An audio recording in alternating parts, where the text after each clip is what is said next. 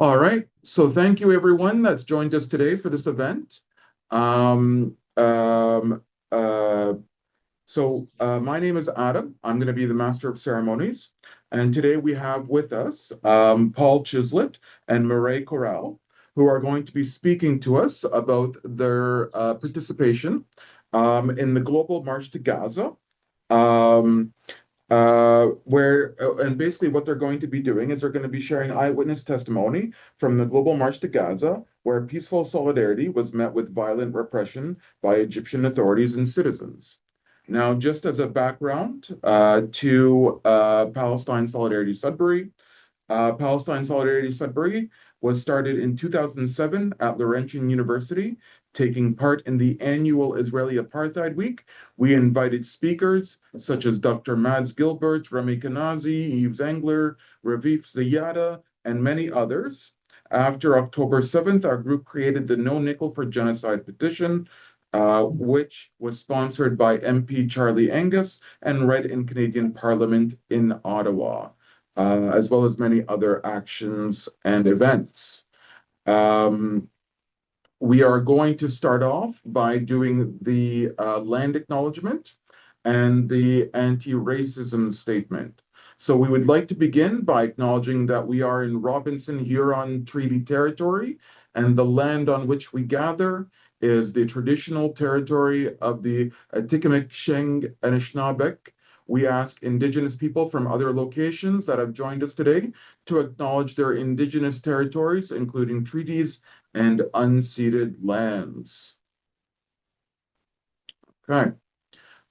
We are gathered here to foster an inclusive space focused on the current and ongoing Holocaust of Gaza. There will be no tolerance of hate or racism of any kind in this space. We will also not tolerate any Zionists in this space. We are here to support, uplift, and listen to members in our community. Gathering and speaking about any oppression is an act of resistance. We are happy you are here. Okay, just a moment, please.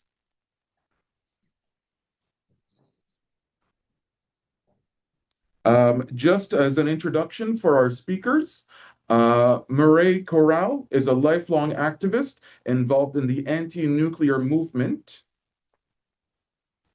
in the 1980s and taught adult literacy and adult high school in a long teaching career. She has been a worker advocate and active in leftist politics and social justice issues, including Occupy Windsor. Mireille has been a supporter of Palestinian resistance for many years. Windsor is her hometown.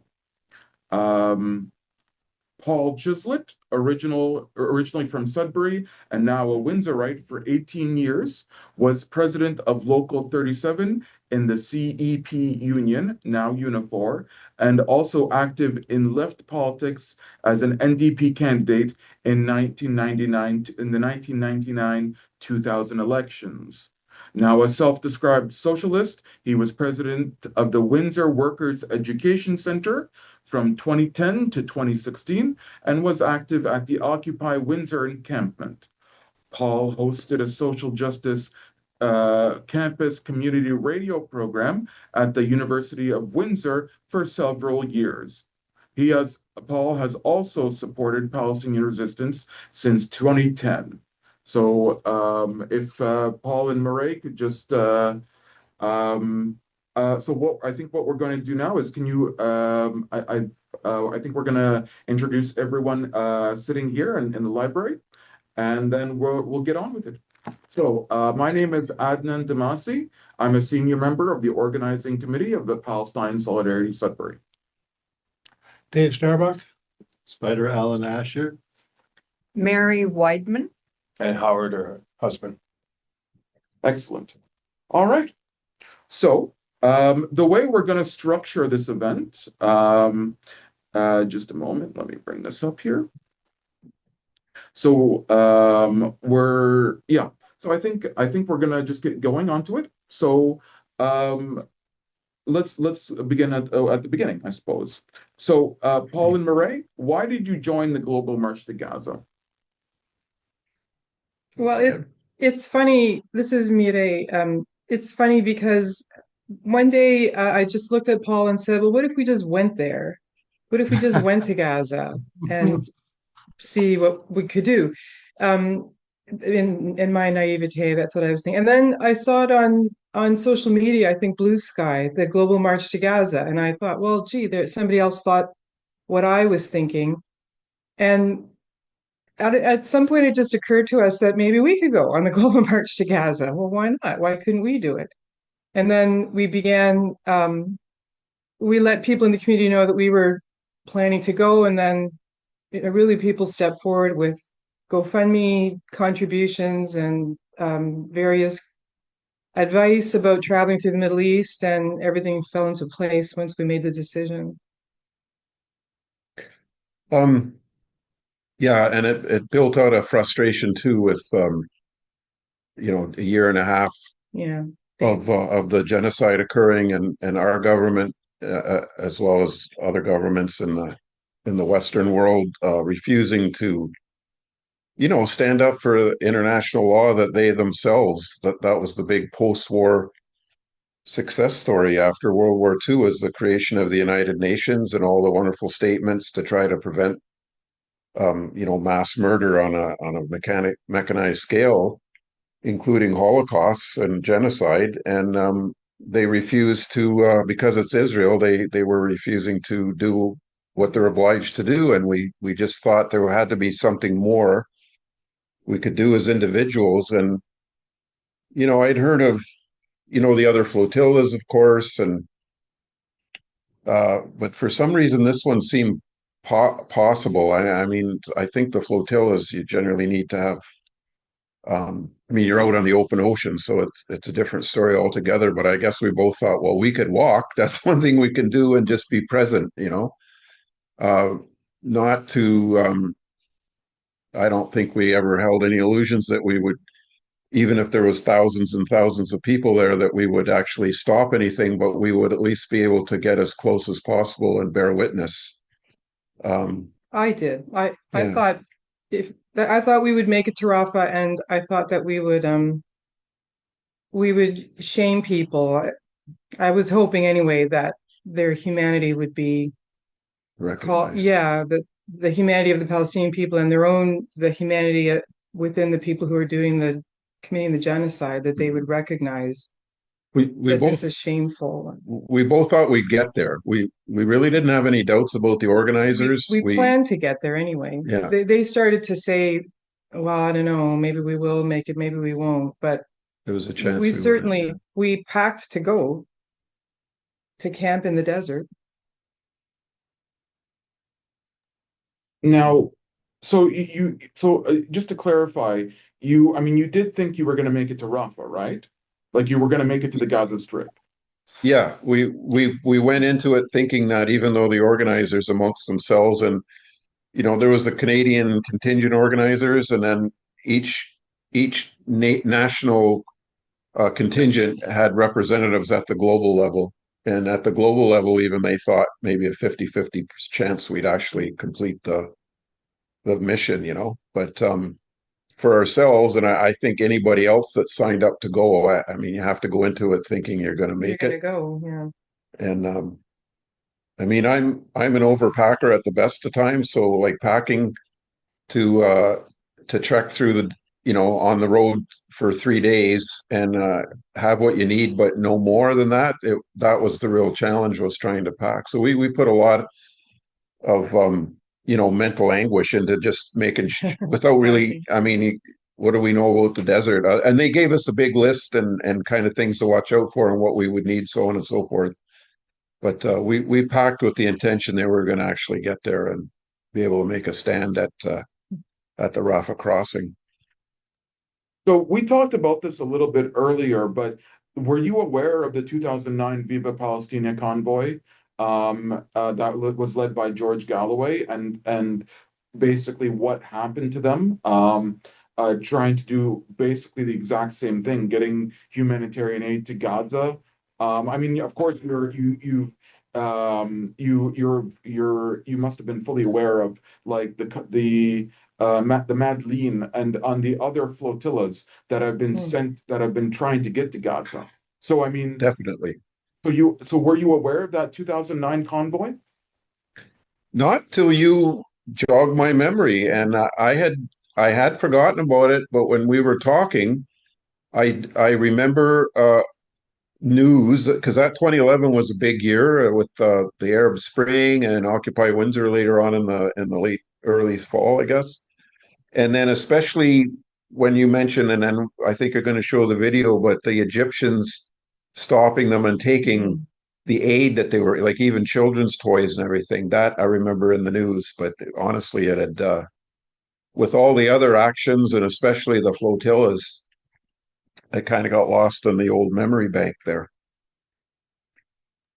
So I think though, I think that even if we had remembered or somebody brought it up, I think we still would We have would went still have gone, I think. with Yeah. the intention that we were going to make it, Yeah. somehow we'd make it this Kind of time. have to. well, that was going to be my question. I mean, and of course, when you go on to when you do something like this, right?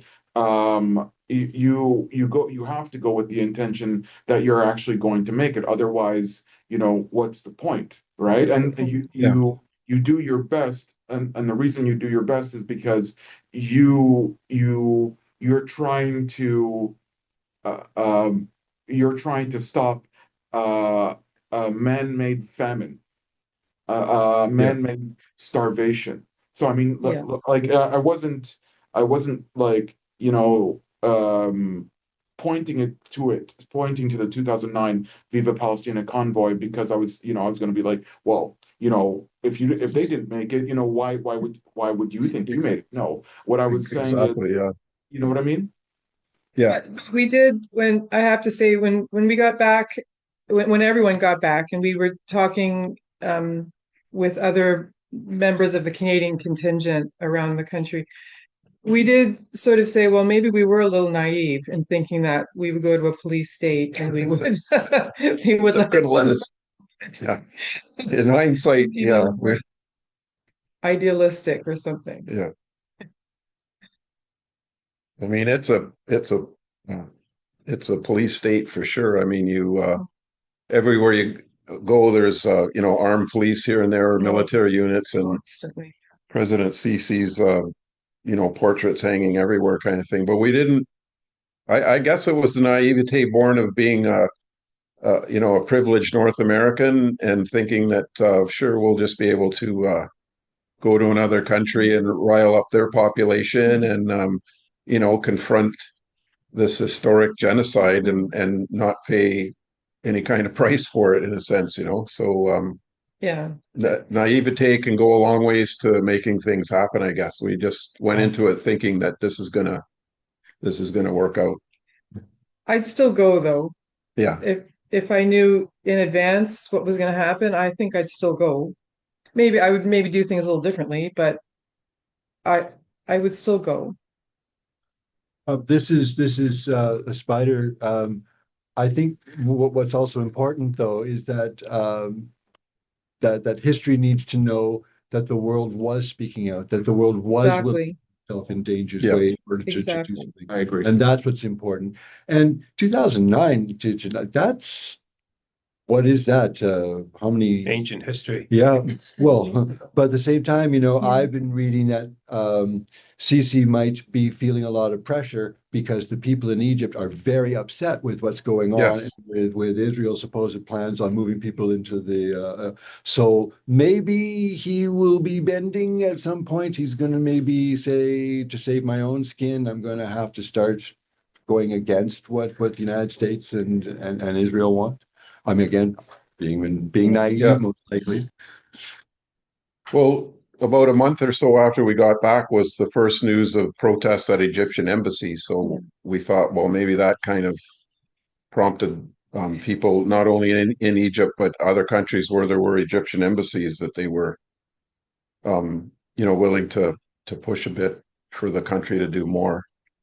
One of our fellow delegates, she's also Canadian, but she has a Jordanian passport, She stayed for a while, I guess, in Jordan, and but she had friends who were Egyptian. She knew like local Egyptians, and she said that when they found out that all kinds of people from all around the world were came to Egypt to speak on behalf of Palestinians, they were quite moved.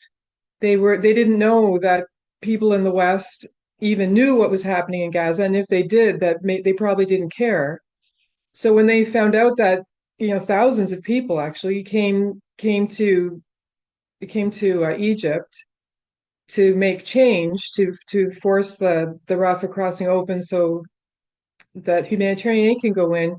She said they were quite moved. So when we found out that there were protests at Egyptian embassies, we like to think anyway that maybe we had something to do with that. We planted a seed. Just go back. Start again. I had to unmute. When? You just have to, I unmuted, so you have to start again. Could you go back? Yeah, start your question again. Yeah. Start your question again. You were on. Okay, could you go back and just describe your experiences in Egypt, like landing at the airport? Were you have any issues with customs? Did you start going? When did you have altercations with the Egyptian police? Could you just sort of describe those events as they took place? Before you answer that, can you describe how you like mentally and like how you prepared and like what you prepared in terms of did you prepare any did you contact any friends or family, tell them, look, did you contact the Canadian government and say, look, I'm doing this, are there any contingencies or anything I need to know or anything I need to do before I go on this trip? Like, what did you pack? How did you pack? What were the reactions of your friends and family when you told them you were doing this? Before you answer, start with David's question, please. Sure. I guess they had a quite a list.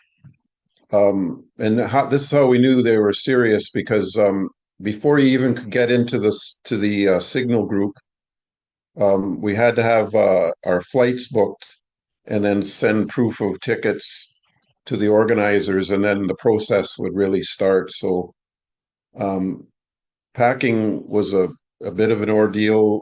We were told what clothes to wear, so like cotton or linen for the heat, and just the bare basics. We were just going to be prepared to walk for the 3 days. So the plan was to get there, assemble someplace. We weren't exactly sure until we were actually in Egypt, and then there would be buses to a town called Ismailia, and then from there, like if you just walk straight, it would take you something like 9 hours or something, but this is going to be spread over 3 days, just walking in the morning and in the evening to beat the heat.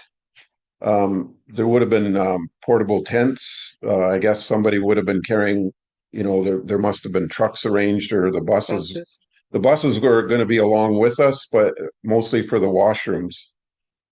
So that's what we were planning for. And I'll just say a part of the narrative, and then Mary can pick it up. But and also in terms of mental preparation, really, I think at first when we both sort of decided that we might go, then you start thinking about the reasons why maybe you shouldn't. Marie's got an elderly mother.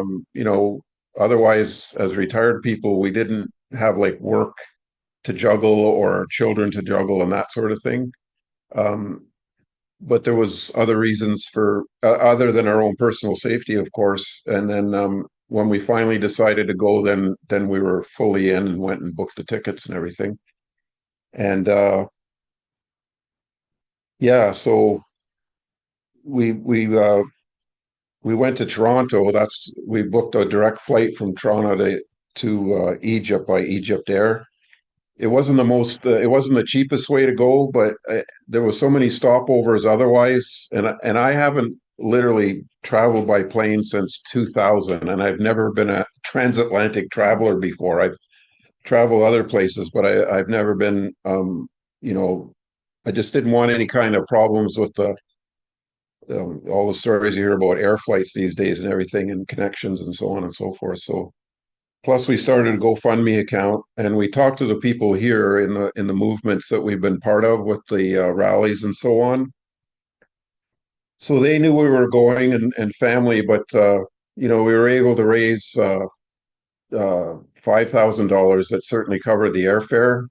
It was pretty expensive for the direct flight, but I thought the trade-off was worth it in terms of we figure we're going to have enough trouble when we're in Egypt, let alone, you know, fighting just to get there kind of thing. So maybe Mireille could pick up from when we were at Toronto, and then we had rooms booked too. So we're sitting in Toronto waiting, you know, having a coffee, waiting to go to the gate, and we get text messages saying that forget the hotel reservations. You're gonna have to find someplace else, book someplace else. We recognize the extra expense because if we don't show up at our first reservation, we'll forfeit it. But truly, the reservations are not very expensive in Cairo for the places we were staying at, and so we were both kind of rushing to find someplace on online and managed to book another place. So that right off the bat, before we even left Canada, there was obviously things were going on that the organizers were privy to, but we weren't yet. So you had to. We didn't. Oh, go ahead. Sorry. Oh, we didn't contact the Canadian government. We dealt exclusively with the Canadian delegation leadership. We talked with them about the trip. So we didn't contact the Canadian government. I told my family where I was going. We kept the bare minimum. I told the bare minimum to my poor aging mother. And when I guess there were news accounts of violence in the parking lot, and my brothers and sisters kept the worst of that news from her, so which I appreciated. But otherwise, we just did what the leadership told us to do. And they did tell us in Toronto, change your hotel reservations now for your own protection. So we got to Cairo, and it's early in the morning at their time, and we were just supposed to, and it turned out with us two, there was two other people. One woman from Toronto, we met her at the airport on the same flight, and then our friend with the Jordanian passport knew her. She was also on the flight, but we weren't supposed to look like we were together kind of thing. Even though I think it was the Dutch delegation, they show up in the airport with flags and singing songs and everything, and they got deported like right away. So we're supposed to kind of keep it low key, you know. And but it was good to know that right there and then, even though we weren't, we just got to our hotels separate and we were staying at separate places. It was a bit of a challenge. You just have to be prepared for it. And honestly, we weren't. Like, you're just like literally assaulted by cab drivers and Uber drivers and so on and so forth. Like, the scams start the minute you're, you know, free of customs and everything. I shouldn't say scams. I mean, these are hardworking people that are desperate to make the next buck, right? So we managed to shake off this one fellow, and then we got a taxi ride to the hotel. And that's where we hung out for that day. That would have been the Thursday? Yeah. That was the Thursday. We were exhausted by that. Yeah. And so the next day was when we were either Thursday night or the next morning, we were going to find out where we're supposed to go from there. So we just roamed around our neighborhood. We were in a working class neighborhood of Cairo, not too far from Tahrir Square, and maybe like a 10-minute drive from the Nile River, where all you know, the big tourist areas are. So I mean, we only saw a fraction of Cairo, but what we saw was just absolutely fascinating. So it's just everybody's hustling, everybody's working. There's delivery people from small motorcycles to Ubers to, commercial vehicles and so on. And we were just walking through the neighborhoods trying to just get acclimatized a little bit after we had a coffee and a snack. There was a nice cafe at the hotel we were at. And so we just got to get a bit of feel of the country, and people were, I mean, we were two white, well, we could have been European or we were North Americans, but so obviously we're just there, brand new. So people were saying either welcome to Cairo or welcome to Egypt. And, it was a good experience. It was just like incredibly fascinating though for, seeing this multi-million population, city of the global south with so much history. And there we were, just waiting for an idea what we are going to do the next day. I don't know if I missed. This is a weird night, though. It was a weird first night. Well, we were very tired and anxious, of course. And we were waiting for the leadership of the Canadian delegation to give us word of what we were going to do the next day. But the other people in the delegation were constantly sending messages on the Signal chat, constantly. It was constant. And every time my phone buzzed, I would look at it because I was waiting for this information. But I suspect that people were feeling maybe lonely or maybe the same anxiety that we were. So reaching out with pictures of their meals or, accounts of what happened to them, that was perhaps a way to feel less anxious. We had each other, so Paul and I had each other. It was different, and we were both quite, of course, anxious, and because we didn't know what was going to happen. I think the leadership was saying, 50-50 chance that they'll let us through, 60-40. The worst thing that can happen is they'll deport you. That's the worst thing that can happen. But when you don't really know, I think, and you, for me anyway, like the constant presence of police, I found very unsettling. So it leaves you with a sense of anxiety, perhaps. The contingents were negotiating with the government all through this time. They were still, I think Egypt kind of just played it out to see how many people would actually might show up and so on and so forth. So the organizers never got a straight answer right till ever, really. And so on the Friday morning, we got word that we were supposed to just leave the hotel, get Ubers, and get to Ismailia. Yes. Yeah, get to Ismailia, which is like 90 minutes away from Cairo. So we were supposed to gather it was some kind of a summer camp or something that could accommodate, at least hundreds, if not 1,000. Well, there would have been over 1,000 of us for sure at that point. So we met our friend Noor, and then we were on our way. And we weren't even on the highway 15, 20, I don't even think we were 20 minutes, and we came to a toll booth. And then that's when kind of the chaos started, because all the cars that looked like they had non-Egyptians in them were stopped. Where we were, it was all plainclothes guys. At that point, there was no soldiers or police. And they just wanted us out of the car, and they wanted our passports. So we figured we're going to this is going to be a formality. We're going to get held up. They're going to see who we are, et cetera, and then maybe we'd be on our way. But it turned out to be the whole afternoon. And ironically, like where we stopped, throughout kind of Cairo and the outskirts, there's a chain of gas stations, and each one of them had a Circle K store attached to it. So we figured, well, if we're going to be here for a while, we may as well go get some snacks. So we flooded this store, and they were just like trying to rush to keep up with the bottles of water and the cooler and that kind of thing. So at first it was kind of a fun thing, and then it looked like they were kind of gathering people according to what nationality they were, and then were eventually kind of guided to this other area, kind of out of the way of the gas station and toll booth and so on and so forth. And as time went on, it became clear that they were just they're going to hold us there. And where we were, there was maybe 200 people, 200 plus. And then we learned that further down the highway there was another checkpoint or another toll booth that became a checkpoint, and there was probably over 1,000 people there. Most of the organizers were there, the Canadian organizers and that sort of thing, because they got a head start. So the people that were a little bit, few minutes, probably only a few minutes later, leaving their hotels, and we got stopped at the where we were.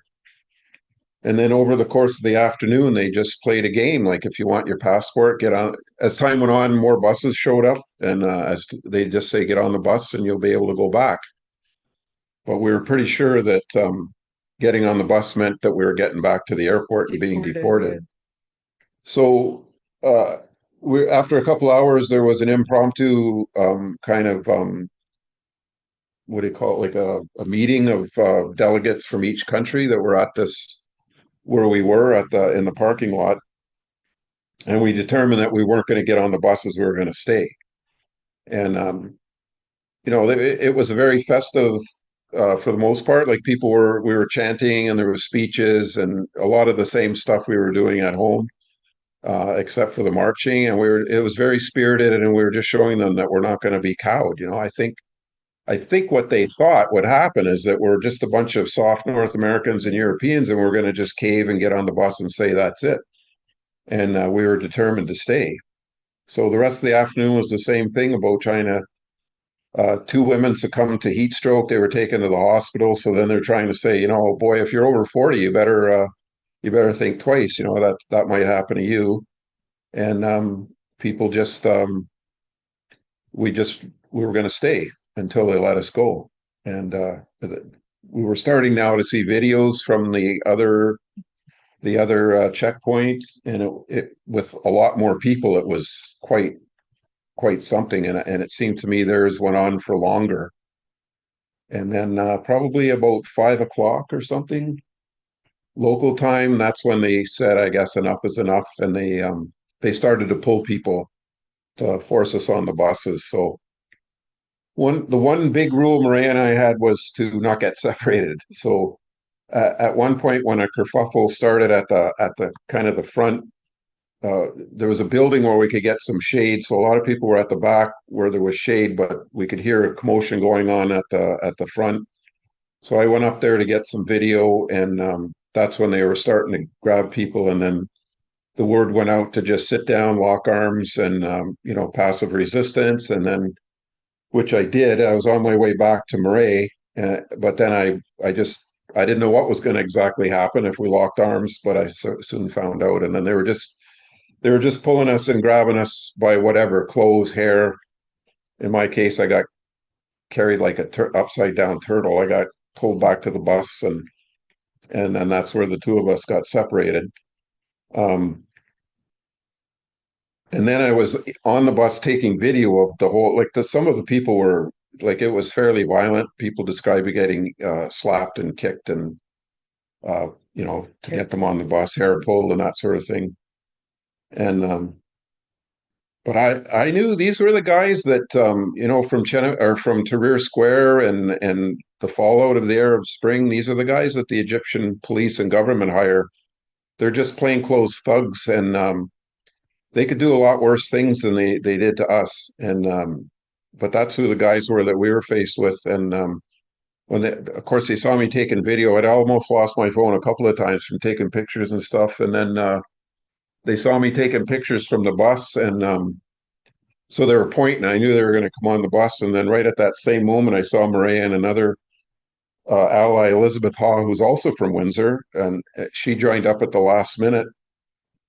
So I knew my wife wasn't alone. I could see her being led to another bus, but now I was trying to get off to wave at her to say, I'm on this bus. But they were pulling me off the bus. They wanted my phone, and I just shoved it to a guy behind me. It was just I don't know.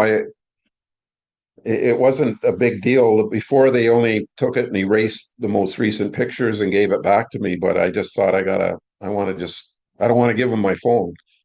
So they pulled me off the bus, and they were furious, and the one guy just said, he was just screaming. He was just, he said, "This is our country, you can't do what you want," something like that.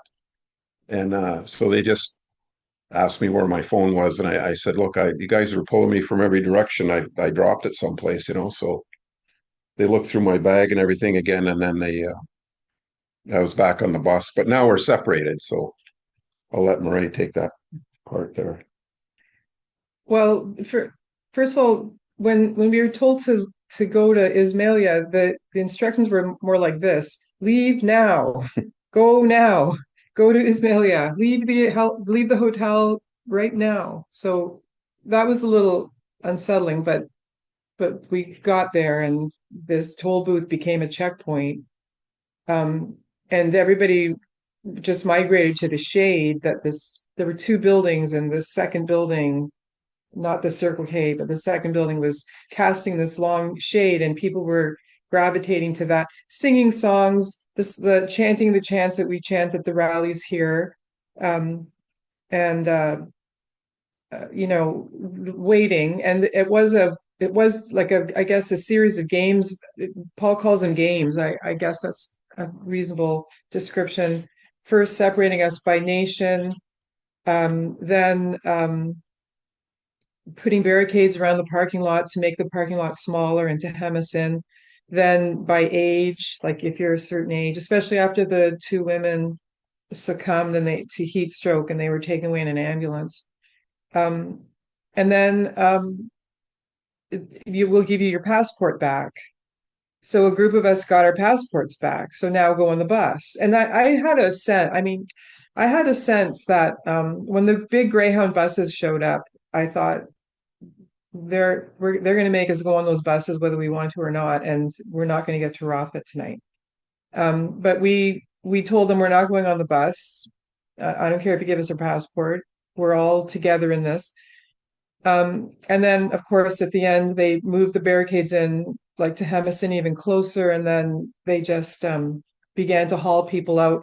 So the call went out, sit down, link arms, which we did, and then they just pulled us apart and made sure we got on a bus.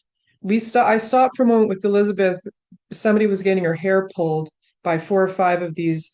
I believe they're called Baltajia. They're just like plainclothes. They're thugs, really. And they're hired by the Egyptian police to do these kind of things, I found out later. And then somebody pointed out that I was leaving a bag behind because I had both Paul's bag and my bag. And anyway, we made our way we went back to Cairo. We were all expecting to go, we all got on the bus. We were all expecting to go to the airport and to be deported. And I thought, well, okay, I'll meet up with Paul at the airport.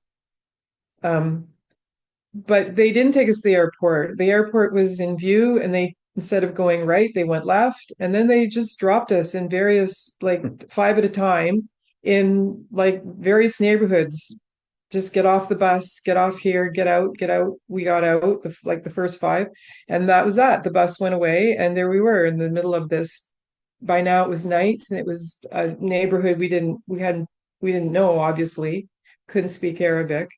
Fortunately for us, an Uber driver pulled right up. It was really very convenient. He must have been following the bus and maybe sensed a fare. So that was helpful. We didn't have to stay in that neighborhood for very long, and he drove us into Cairo. And I checked my phone, and I checked emails, and there was this like strange cryptic email from an email address I did not recognize. And I had heard earlier in the day that part of the reason that the police stopped us at what became known as Checkpoint 1, the toll booth that became a checkpoint, was because there was a WhatsApp leak. So I had this like mild, like this kind of concern that maybe my personal information had been hacked, and this is not good. But I thought I'll deal with it once I find Paul. And this consensus in the little car that we were in was that maybe his phone had run out of battery, or his batteries died, and he'll get back to you once he gets a chance to charge his phone. And in the meantime, the news stories are getting back into Canada, and I'm getting all kinds of emails. Are you okay? Are you okay? Let us know. So I had to send them emails saying, we're fine. This is me, and Paul and I are fine. Don't worry, we're going to be okay. But I didn't know where Paul was, and I didn't tell anybody. I have no idea where Paul is right now. Um, anyway, it's a little embarrassing because um, as the night went on, and now we're getting new hotel rooms, I'm like quite upset, and I'm trying to call Paul's phone, and there's no one answering, of course. And then somebody who didn't speak English answered the phone, a Turkish guy. And now I'm thinking, oh no, what now? Where is Paul? What's happening? So I phoned the woman in Montreal, the leader who was our lifeline who stayed in Canada. She was our leader here. She said, "Well, check your emails." And I said, "You know what? I did get a cryptic email, and you should probably know that I think my email has been hacked." And she said, "No, that's Paul. Check it." So I checked it, and it was at no point in this email, like in my defense, I would say at no point in this email did it say, "It's me, Paul, and I'm fine. Here I am." It was like very Atlas International Hotel. I'm sorry I broke our rule. Who is this person? So anyway, to make a long story short, we figured out that Paul was at the internet the hotel where he and I had been staying the night before. And luckily it was just a 6-minute walk from where I was. But I think I'm never going to live down the panic that I was calling lawyers. Oh my God, is he in the police station somewhere getting tortured? I don't know. So it's a bit of a joke now, I think, among the delegates. We probably would make good spies. Yeah. I'd made my way. That's the only thing I could seem to make sense was just making my way back to, Yes. uh, I got let off to, there I was, nighttime, Nile River. There was families out for strolls and I think, well, this is great. Like totally stranded from each other. But I was lucky because we got off, there was a Spanish contingent and, I used one of the women's phones to call an Uber, which is the way to get around. My God, in a big city like that, it's just unreal. But yeah, so we eventually reunited at the place we were staying at, and yeah, that was that. That was our big adventure. So we were all we and Elizabeth, who I mentioned, we were all the three of us were at the hotel at like I don't know 2 o'clock in the morning having a bite to eat and just kind of figuring out what just happened and. But then the next day was a strange. The next day was Saturday, and that was a very strange day. We had stayed up very late, so we woke up late. There was a meeting, an online meeting where we had to mute our microphones and put out the camera and so on. And so I had this feeling that we weren't shown the door by the Egyptian government, but we weren't exactly welcome. Mm-hmm. That was a day of I was quite frightened and when we were nervous anyway. When we were in the lobby of the hotel, there were a couple of guys sitting at tables looking at us, and I mean, it's hard to not get paranoid and think, wow, are we being monitored? Are we being watched here? And so we ended up going back to our hotel room. And then Paul said, well, let's just do something touristy, which was the advice we were given. Do touristy things and then it'll take the pressure off.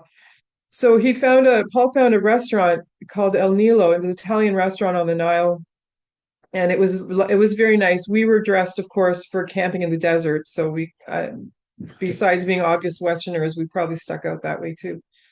But then we had a meal, and then at the end of the night they took the bowls away, and what was on the placemat but free Palestine, and there's a map of like what we would call what we might call Israel, but the message was teach your children this is Palestine.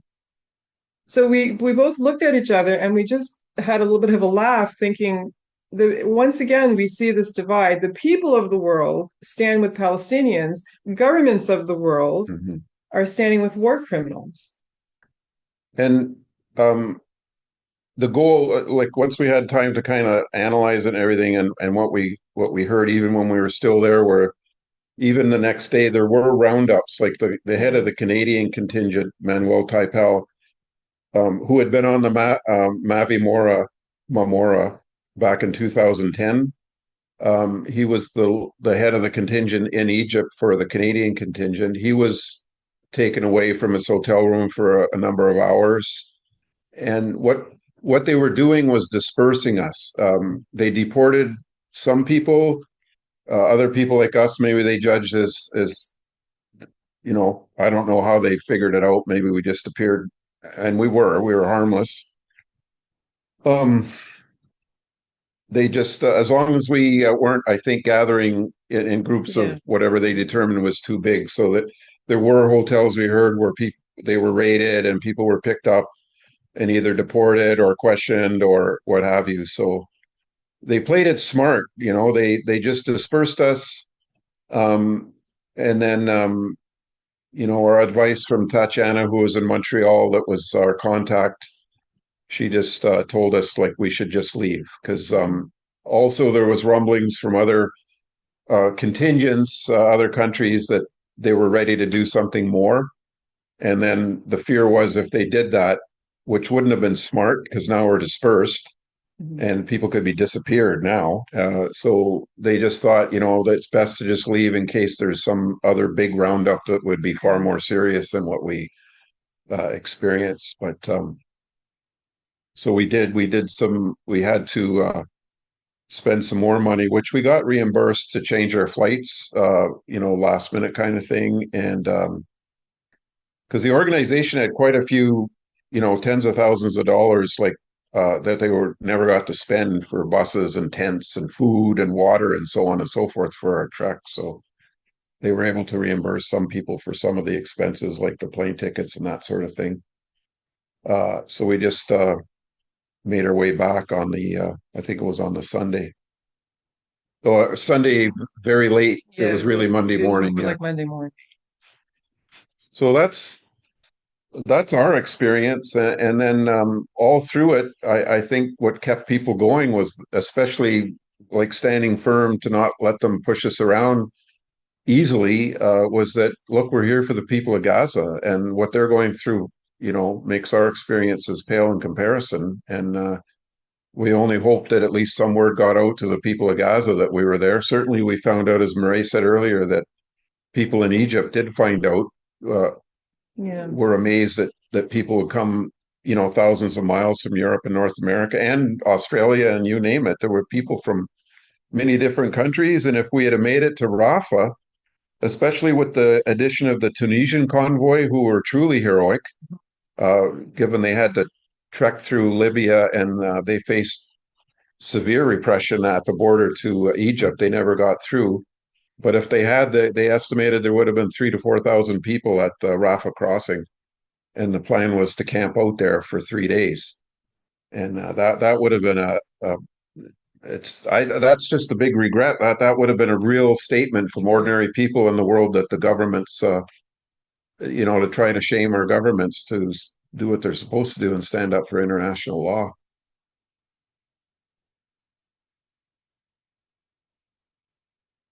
What?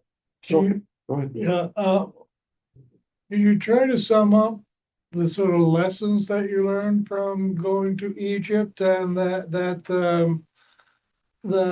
whole experience? Like what like Lessons. what you have to tell us that in terms of summing up and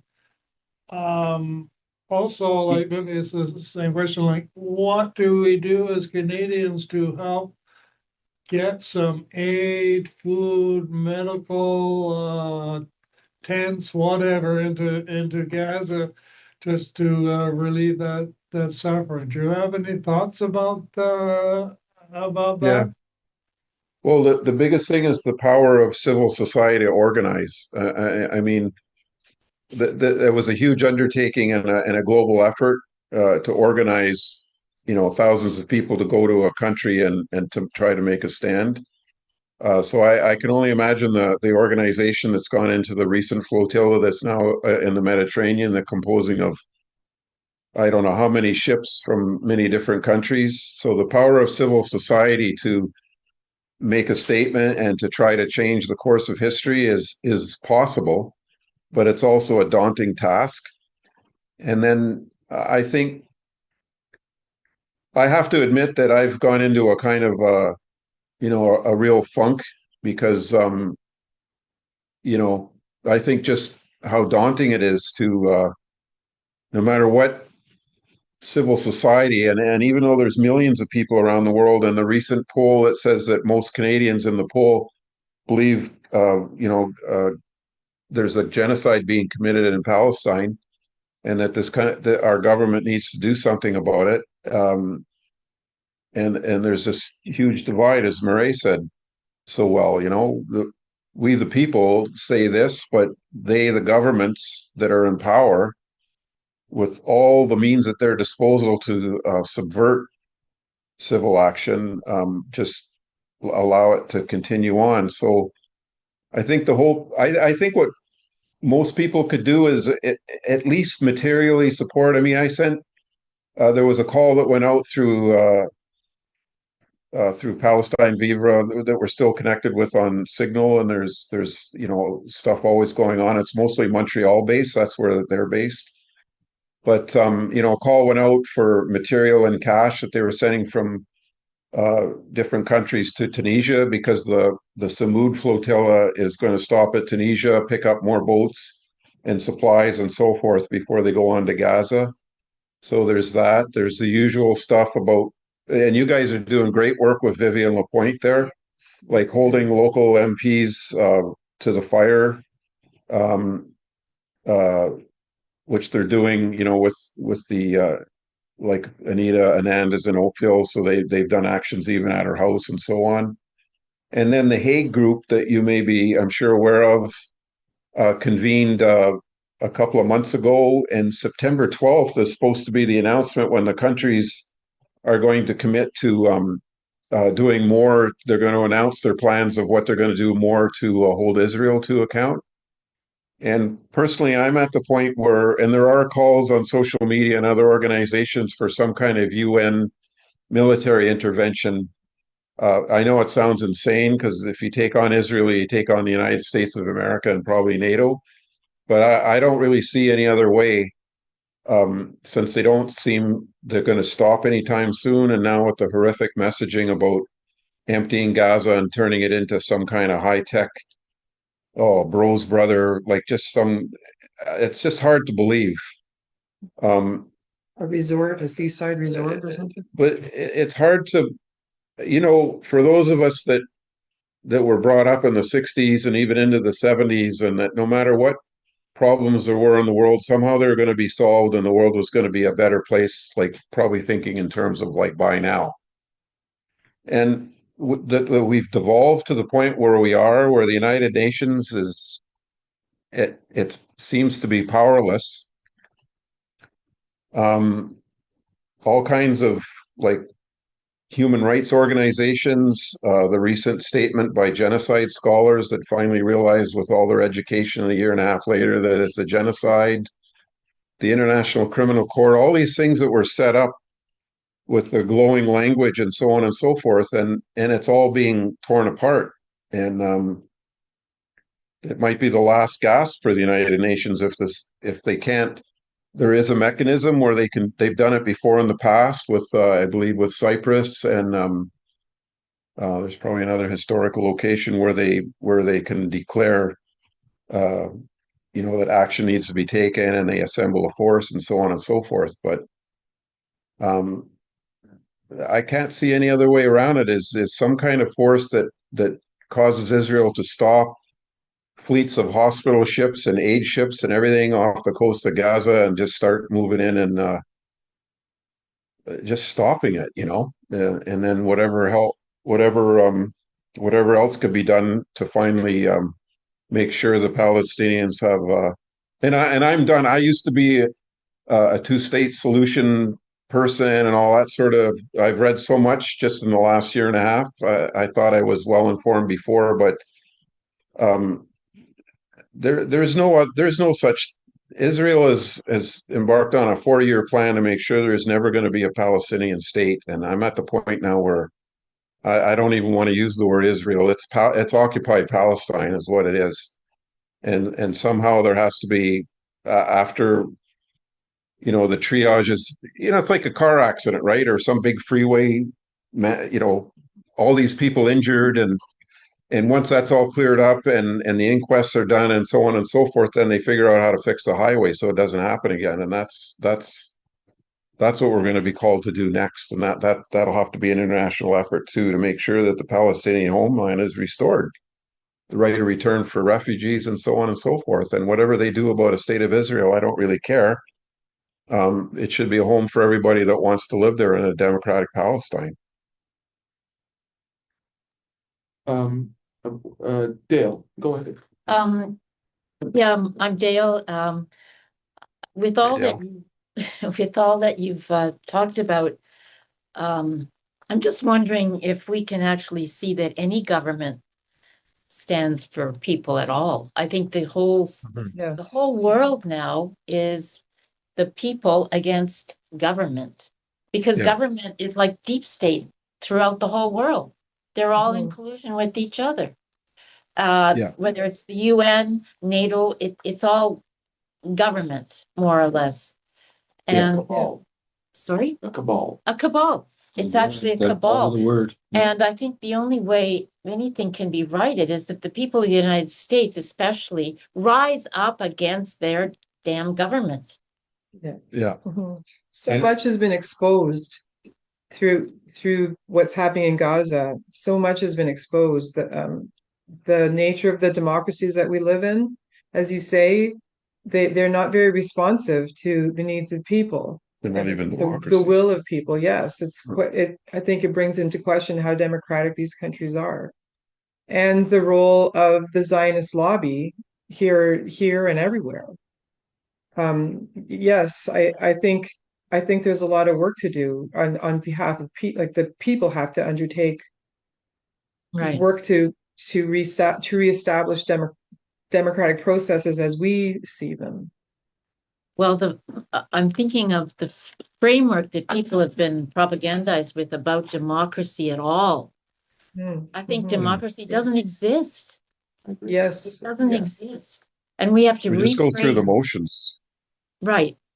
And we have to reframe how we look at the world. That's a good way to put it. Yeah, to reframe it. Yeah. I'm Introduce you. so this is Spider Allen. To what Paul was saying before about, that there needs to be a way to meet this head on. There needs to be something where the world actually takes some kind of action. There was a really great speech by the ambassador, where she from one of the African states, who was chastising the American representative at the UN, and she was calling for an international force to be assembled. Yeah. And it reminds me again, like, if this is going to happen, I'm reminded of what happened in Spain in the 1930s, when again we understood, people knew that fascism was happening, that they were doing. The nations did nothing. The people organized. They actually got arms and they went over and did the fighting. And when they came back to Canada, they were arrested. Right. So we know most likely how this is going to turn out. That if we're actually going to do this, we'll be facing the Americans as well as the Israelis, and we're going to have to be a very clever, very large force that moves this forward before the fighting starts. Some way or another, that we become large enough and powerful enough that, and again, the idea that it happens at home, and we have people moving towards the gates. What are you going to do? I just don't see that's going to follow it any other way. I can't expect the states to actually motivate this until the people are so motivated into it that they'll be forced to do something. Yeah. Again, maybe I'm being naive.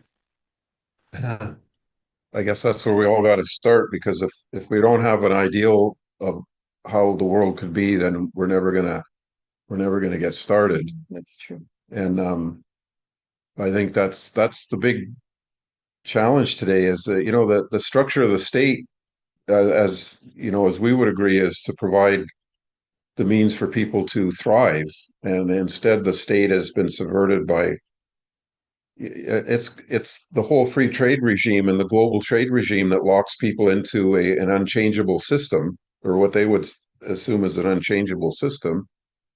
And of all the ironies, it's somebody like Donald Trump that's throwing a wrench into it, for his own reasons. But somehow we got to capture that spirit of left working class energy that's been dissipated. I think in large part because of social media, we're all getting information from every direction, and some of it's valid and some of it's just like plain nuts or straight out disinformation. And it's really hard to I think organize when that it's like somebody playing a tuba in your ear while you're trying to use the bullhorn to gather people together. It's a descent into insanity is what it is. So somehow I think I've come to many of us, I guess, many people, organizing at the local level and trying to build up from there and then recreate the state as simply as a means of enabling people to thrive in whatever way they want to. And maybe at some point, I tried to do this when I was teaching, but have a conversation about what government is supposed to be, or how you envision government. I taught adults. They were many of them were injured or they were dependent on social services, and they had a real fear of government or a real anger against government, understandably. But I also found that they didn't really have a sense of what government could do, how government could be structured so that it does respond to the needs of people. And maybe we need to have that conversation. And another thing that concerns me when I'm at protests and rallies is the number of people who say things like, "This is Canada. Why aren't you worried about what's happening in Canada?" And because they can't see the connections between what's happening in Gaza and what's happening in other places, and why we should show solidarity. They can't see it, and I think we've for a long time valorized individualism, and maybe it's time now to talk about what solidarity looks like, what it means, why it's important. Well, and you were pointing out about annexation. Well, that's one thing that yeah. So if you don't care about Gaza, then you should care about international law, because if Israel can annex Gaza, then what's to stop Donald Trump from annexing Canada and Greenland and all these places that he keeps threatening to? I don't know if we're watching the self-destruction of the United States. I don't know. It's possible. But you're right, they're forced to contend with. And if there's no international law, then we're all doomed, I think. Yeah. Go ahead, Dale. Yeah, so many social justice movements over the last, 5, 6 decades have been totally quashed because by the words communism or socialist, and they just sort of wipe away people's rights or people's momentum to establish justice. Now, I see that in the same way as I see groups on the internet trying to put out the word, or trying to establish some kind of community and being quashed. The big companies just cut them off, and you're labeled a terrorist or whatever, and then they just cut you out of the social network. So it's very difficult to get your word out sometimes. They try to keep you small. Just as an addendum to that, I've had 3 Facebook accounts. All of them have been banned. Our Facebook page for Palestine Solidarity Sudbury was banned. So the one you see on Facebook is the new one, right? That Facebook page was banned on the same day that Israel broke the I don't want to say ceasefire, but you know what I'm saying, right? And murdered 400 people. Right. Right? Yeah. So, I mean, it's not a coincidence that the same day that Israel, murdered 400 people, right? One day, right, that our page was banned, uh, seeing as Mark Zuckerberg and all these oligarchs, let's call them what they are, right? If they can, are very much are Zionists and pro Israel. Sorry. Yeah. Yeah. Yeah, That's exactly. you. which is to say Norway. pro-fascist, really outright now. It amounts to the same thing. Yeah. Mhm. Big National problem. socialism lives. There's a big problem of labeling, and people seem to fall off the scale once they're labeled something that the cabal doesn't want. Labels seem to be really big for people. Except for us at PSS, we enjoy those labels. Yeah, Yeah. one of the things that's relatively important is to avoid that labeling and to just deal with a topic as is, not from a viewpoint of a certain political philosophy or religion or whatever, but deal with the actual things and not start with this, I'm a somebody and you're a somebody and Right, but even if you Yep. you give those facts, right? Even if you propagate those facts, right? They're gonna say Yeah.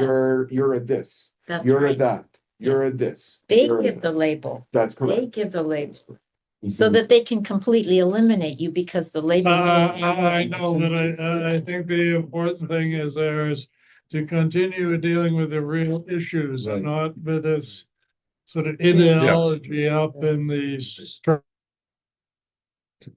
Stratosphere, yeah. I think that I'm seeing anyway, more and more people are rejecting, um, they're rejecting that overarching narrative that we've heard. Maybe it's gradual and slow, but for example, I don't know that anyone except maybe people in power that they accept that being critical of Israel is the same as being anti-Semitic. I don't know if anybody actually believes that anymore. Yeah.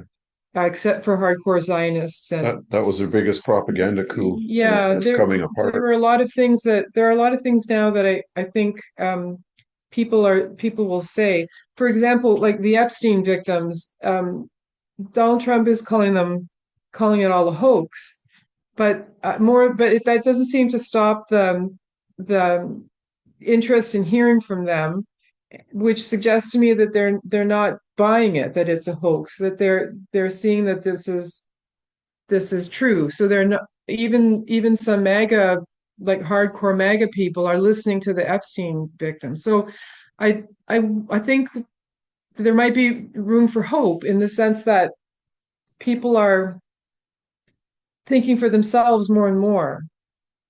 Like in terms of being called a communist, for example, what we were told about communism was that you wouldn't have access to food, that you wouldn't have you'd all be living crammed into one apartment. But that seems to be what's happening now under neoliberal We don't even have capitalism. an apartment. Well, yeah, or 6 roommates because the rents are so high, and you have to, you can't get the groceries you want, and all the things that they told us to fear. So that may be why people are now just starting to think for themselves. It's maybe gradual, but I sense it. Painfully slow, yeah. But I think it's starting. Mm, And maybe we depend too much on social media. I understand that it's very convenient and it's an effective way to reach a lot of people, but maybe we depend too much on it. I don't know. Or we should be calling them into account as well. Go ahead. one of the interesting things that I've seen on social network is the view of things being an inside job. And Yes. for many things, for like 9/11, almost everything. So when people start to think about what does an inside job mean, like the October 7th, there's a lot of people talking about that as an inside job to propel the so-called the war. And I think that's interesting that people are starting to think like that because it removes the pressure on the people as being bad, and looking again as what are the people in power doing to cause this disruption. I mean, sorry, go ahead.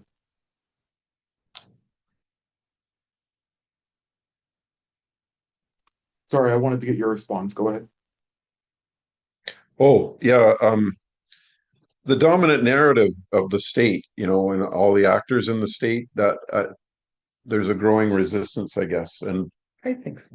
when people say, well, what about October 7th? And then, of course, well, it didn't start October 7th. And then I think the big cover up that they're desperately trying to, they deflect from is that, they killed. Well, I don't know if we'll ever know what happened exactly on October 7th, but there's, already been reliable reports that say the Israeli military, are under orders to stop any and everyone from getting back into Gaza. So they just lit the whole place up on fire. So we'll never know how many they killed of their own people and who Hamas actually killed. But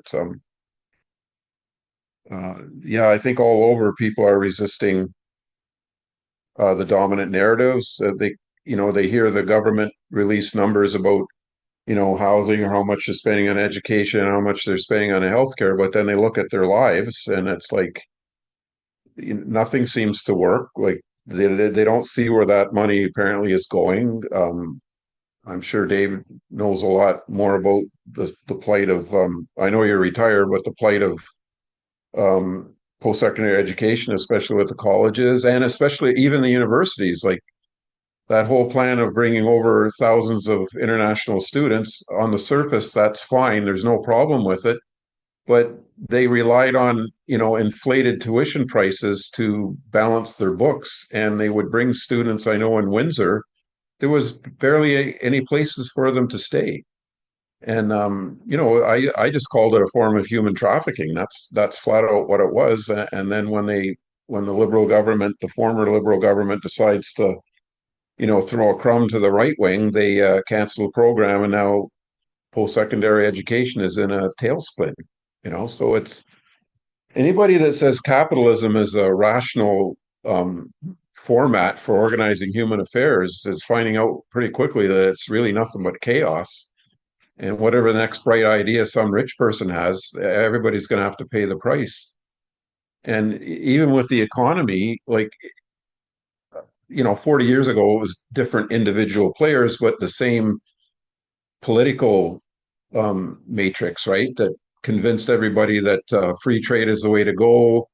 And what happens? Like hundreds of thousands of jobs are vaporized, maybe more than that. And now 40 years later, oh, no, free trade's out. We got to do it another way. And more people are going to pay the price. And it's just more chaos. So, I mean, I'm all for freedom and everything, but we don't really have the kind of individual freedom people think they're talking about.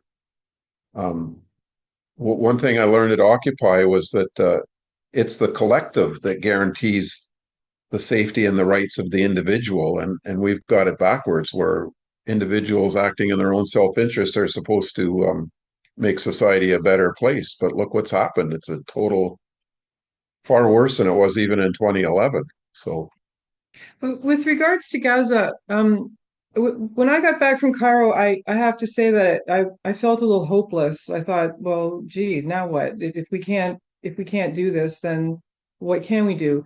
But I'm really taken by all the people who are still in the streets. It's amazing to me that no one's become frustrated. No one said, well, forget it. We can't make any change here, so let's just forget it. By the hundreds and thousands, people are in the streets. And in Italy, there seems to be a resistance rising there, because the genuine dock workers are saying they're going to block all of Europe if the Sumu flotilla doesn't get to its destination, and the things that are intended for people, and if they don't reach those people. And what did the man say? If any of our boys and girls are hurt, they better come back without a scratch on them, or we block Europe. And then the Neapolitan, I think, the students in Napoli saying if those boats don't get to where they're supposed to go, and the people safe and the things on the boat get to the people who need them, then we're going to block all the universities. So, to me, it's I would have thought that by now people would have been tired of this. They would have moved on to the next item in the news cycle, but the complete opposite is happening. People are taking to the streets. People are getting on boats. People are doing all kinds of things. So, yeah. I think there's this is what I mean by they're not buying the overarching narrative. They're not accepting their government's inaction. And to me, that's a reason for hope. Go ahead, Dan, start. Yeah, this is Spider Allen again. I really like what you're saying, and I'm starting to see people online saying that kind of thing as well. I think that there is a group in the Ontario um, prosecutor's office to create a special unit that will prosecute Palestinian activists as terrorists. And there's a police unit in Toronto that's already been organized to do this. So clearly, they're going to be going to the other police services across the province and trying to get them to sign on as well. I think that if each of the groups involved was to say, just make a statement on whatever platforms that they use, saying that pretty much what you were saying. We do not believe in the structures. This is not what we think is happening, blah, blah, blah. And then not respond to the people who say, "Oh, you're anti-Semitic," or you're Right. terrorist. Yeah. Not even to answer. Do not need to defend ourselves. Do not need to say that we answer to these things. And that statement is all that needs to be said. And as far as anybody else is concerned, you're adding to the problem just by continuing to ask questions in that light. We in Sudbury, we know Canada and Israel don't really have an awful lot of exchange, except when it comes to mainly weapons and things that support weapons. And that's where Sudbury plays a very large role. So I'm thinking that our next steps after, we've been working with Dave and the research and getting the information out there to say, this is what we have, this is what we know. Then the next step is, how do we stop Sudbury's nickel from going places that we don't want it to go, which is basically everywhere from everything we understand at the moment. And then what would be required for those next steps to be taking such a direct action that would start affecting an awful lot of people who wouldn't want this to happen. I think that is the next place where we as a community of activists need to start talking seriously. Because to support that would require a lot more than what we have now. But I do think we're capable of doing it. I think it's great what you're doing. I'm following you on Facebook, and I'm just deeply impressed by everything that you're doing, educating people about the connection between Sudbury's nickel and genocide, and the way you're making your MP accountable. I just salute you. Yeah, same here. And then we're waiting. I already saw something in the news where Carney mentioned about, military procurement. So we're just, wait till the word comes when Windsor and Oshawa keep losing auto jobs. And then the next thing that'll happen is, we can make, parts for this, that, or the other. There's so many machine shops around this area that rely on the auto industry, and they'll be only too happy to take on military contracts. So the military of the army is real. That's what they mean by, ramping up all the extractive industries that are just going to cause more heartache for people that already have nothing.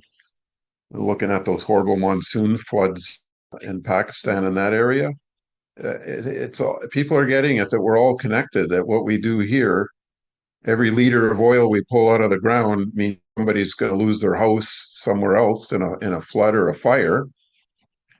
And the militarization of the economy is it'll just spell doom for us. I really have. I keep thinking of all these shows that we watch. It's becoming more evident that in the distant past there was, more than one species of human on the planet that Homo sapiens shared the planet with, and it seems strange to think that everywhere we went, those guys disappeared. So now there's only us, and look what we're doing. Sanity has to prevail somewhere, it's not that we're a bad species, it's that the people that gain and maintain power are so drunk with themselves that they don't care. They just don't care about anything outside of their own power base. It's a frustration of the current moment that there's so much to be done in terms of healing our relationship with the planet and each other. and each other, that we have to now do the work of governments to bring about the end of what is so clearly and obviously a genocide. It's another frustration. What we should be doing, is, you know, fending off fending off climate change, or mitigating it at least, and trying to have a better future that way. But instead, we have to do what we're doing.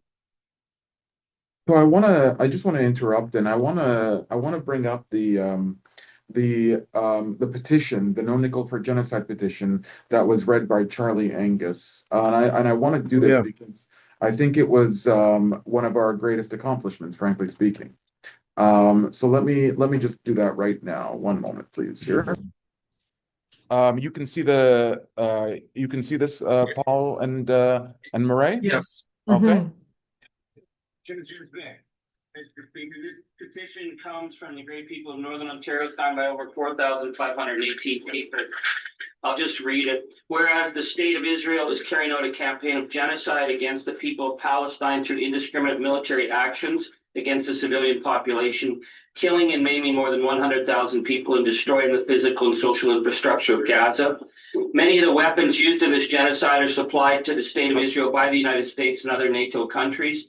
Nickel is an important raw material in the manufacture of these armaments. 40% of the nickel consumed in the U.S. originates in Canada. The people of Canada do not want the natural resources of this land or the labor of our people contributing to this campaign of terror and mass murder. The government of Canada has banned new contracts for the sale of armaments to Israel. We, the undersigned, citizens and residents of Canada, call upon the government of Canada to, one, institute a ban on the sale of nickel to Israel and to those armament manufacturers that supply nickel, and two, require purchasers of Canadian nickel to certify they will not resell Canadian nickel to Israel or to arms manufacturers supplying Israel. Thank you very much. Presenting on petitions. I'd just like to inform One second. everybody. Over 50%. There we go. I'd just like to inform everybody that I've been in communication with Andrea Chenier, who has been in communication with Heather McPherson's office, NDP MP in Alberta, and she is we have 142 paper signatures. So we don't have to do any work to resurrect that petition. Heather McPherson is going to introduce it into Parliament, and in 45 days, barring an election, we'll get an answer. So I think that is that's a positive achievement, just to keep pushing that through. And the idea that the government can ignore a petition because of an election is just abominable. But anyway. Yeah, Yeah, that's great. That's so great. Yes. So I wanted to bring something up. Before we started this webinar, I asked Paul to give me the sort like introductions for him and Mireille. In both of the introductions, it's made like I'll just quote it. Mireille has been a supporter of Palestinian resistance for many years, and then in Paul's introduction, at the end, he says Paul also has supported Palestinian resistance since 2010. So my question, I guess, is this, right? For those that say, well, I guess my question is, what do you define as Palestinian resistance? That's what I want. That's a good question. I think when we've had this discussion too, is resistance in the way the Palestinians themselves see fit. That's right. And I mean, I'm troubled. I read Sinwar's it's a 2-volume book. It's supposed to be a novel, but it reads like a biography. And this was a man that grew up in a refugee camp, and he saw post 1967, what happened and how the Israeli army operated, and see people that were resistance members and they would disappear or be tortured in prisons and come back a different person, and so on and so forth. So to think that I could understand in my comfortable life, um, or rather that I'm going to judge negatively somebody that's gone through these experiences and has lived under occupation and seen what occupation is really like. I don't think I have the right to judge that person and how they're going to decide to resist. And I just feel an affinity with, it's ordinary people, as we're finding out through the genocide, right? That some may determine to take a path like Sinwar did, but Palestinians, just ordinary Palestinians raising their children and sending them to school, and that in itself is a form of resistance when you're living your life under occupation. And that's what I'm in solidarity with, is that people have a right to autonomy, and as I've self-autonomy, and as I've learned with more investigation and reading, that a huge injustice was done when the state of Israel was imposed on Palestine, and it was always it was a grave historical error, and it has to be rectified. And I think my biggest motivation, if I wasn't clear about it, for going to Egypt, was the fact that we have international law. And for all of Israel's existence, it flouted international law, and they were always aided and abetted. They were never called to account for the violations of international law, the right of return for refugees, and all the supposed peace conferences and everything. When you read even a little bit about it, you quickly find out that Israel always negotiated in a way that they could have an out, and do whatever they want anyways, and wait and look around and see who's going to call them on it. And the international community has never called them on it. And I find the Great March of Return, I found very emotionally touching, because this wasn't even called by Hamas or any political organization in Palestine. It was a people's movement, and to make a point. So unarmed civilians approach, the prison walls, and what do they get? They're met with snipers, and they're met with not only the snipers, but ordinary Israeli citizens sitting on the hilltops and chairs watching the action. And if the international community at least called them on that and forced them to back down and stop, and maybe October 7th wouldn't have happened, but I doubt it anyways. But I mean, Israel has acted with impunity from the beginning, and this is sort of the end game now. Once they realize that nobody's really going to challenge them on the genocide, they want to remake the Middle East in their image, is what's going on. And by their image, I mean they want to be the predominant power in the Middle East that can't be challenged. So, going back to the question, like Palestinian resistance, it's our resistance. It's as we were saying, it's against the overwhelming power of a state mad with power, and ordinary citizens have to step up to it. And I don't think it's my place to tell Palestinians how to resist. What is the correct way to resist all the things that Paul just we described? tried everything. What is the approved way to resist? Sorry, no. The Palestinian people have a right to resist occupation, and they have a right to resist their own genocide. And if the way they choose to do it is the way they choose to do it, and it's my job, I think, to support them. I mean, of course, what I'm seeing them do is simply resisting, but they're also providing. They're doing what they can to provide for people. In the 80s, I supported the FMLN in El Salvador, and I supported the FSLN in Nicaragua. I supported the African National Congress in South Africa, recognizing their right to resist oppression. And I think the same thing. I think we should apply the same standards to the Palestinians. Mm-hmm. And how do you resist when you live in an open prison?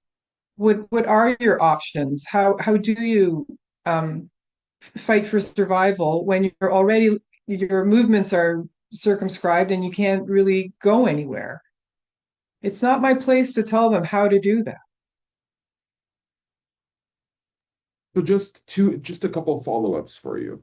You mentioned the Great March of Return. So I just want, for viewers that don't know what that was. So basically, the Great March of Return was happened in 2018 and 2019, and it was basically protests on basically the Gaza boundary. It's not a border.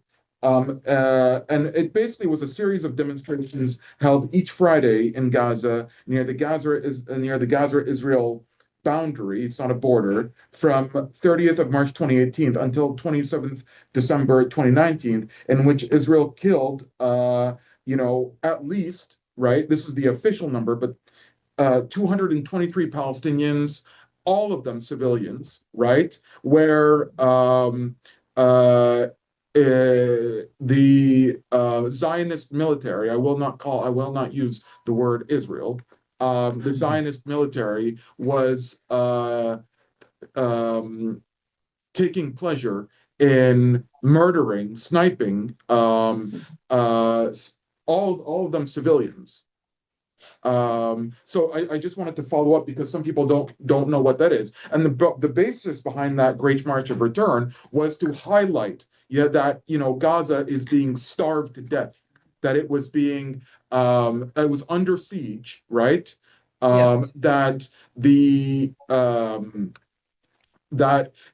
basically it was so insidious that the Zionist state, right? The Zionist regime had a calorie count for every Palestinian, right? Yes. So they were controlling how many calories each Palestinian was afforded, right?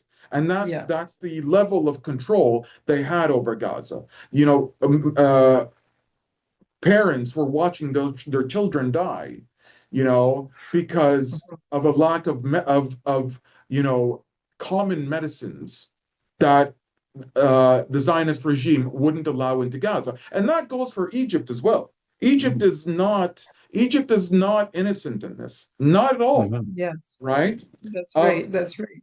Sorry, go ahead.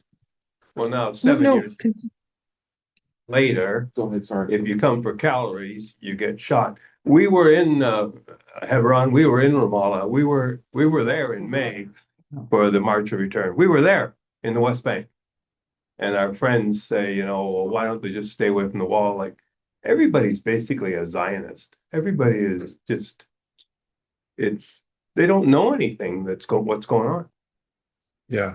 And if I understand correctly, the March of Return is also a way to assert their right under international law to return to their homeland. Exactly, Marie. Well, it's just a couple of kilometers on the other side of the boundary is where they came from. Yeah. We saw villages. Yeah. I could see my house from here. Diefenbaker paid charitable dollars to destroy villages to create Canada Park. And it wasn't him that had the first idea. There's also a Britain Park. There's also every country, Zionist country has their park over top of Palestinian villages. And then they put up a sign in Hebrew, and it's not even ancient Hebrew. It's some garbage language that's recent. That they put up a sign, Roman ruins. So Palestine, these guys are willing to admit Rome blew everything apart in 70 AD, but they're not willing to admit that there was any Muslim people since then. Like the niche for in the mosque that faces east tells you how to orient to pray. Yes. Like that was obvious in the building that was labeled a Roman rune. And the prickly pear plants. And they plant pine trees. They want to cover up the evidence so quickly. And now all the forest fires, like it's exactly the wrong tree to plant. And then last week, European pine trees. Then last week they uprooted and tore and burned 10,000 olive trees. That's a heinous crime. You may as well murder people. It's murder. There was an image on Instagram, I think, of of a soldier driving the bulldozer with the trees, and she posted it online and added some classical music to it. Like it's just so psychopathic. It's not even funny. Like unbelievable. I mean, you, In you the- mentioned something. You said you talked about international law, right? But I mean, Mhm.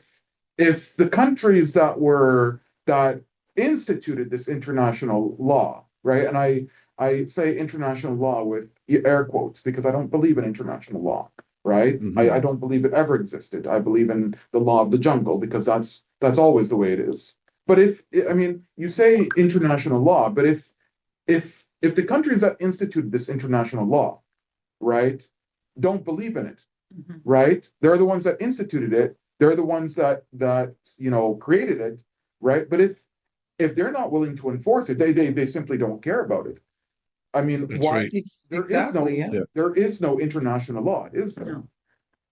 No. It's the blatant hypocrisy that drives me nuts. That's what that's what I when I post on social media and I'll tag Anita Anand and Mark Carney and the government before, but it's just it full progressives. I picked up that term somewhere. That's my favorite term, but like it's all just about putting on a show and image and I feel as you do. It's just a dressed up law of the jungle, and at this point, I mean, the big powers always found their way around it. The United States, most notably, like going back to Vietnam and the Korean War and so on, right up to today. And The invasion of Iraq. yeah, so there was always ways for the big powers to get around it if they wanted it to. But to see, like essentially middle class Canadians, even the cabinet ministers, okay, they're upper middle class, and they know all the right things to say, and they're all about human rights to some degree, and so on and so forth, and yet they stand by and watch this slaughter, and I can't stand the hypocrisy. They're quick And to cite international law.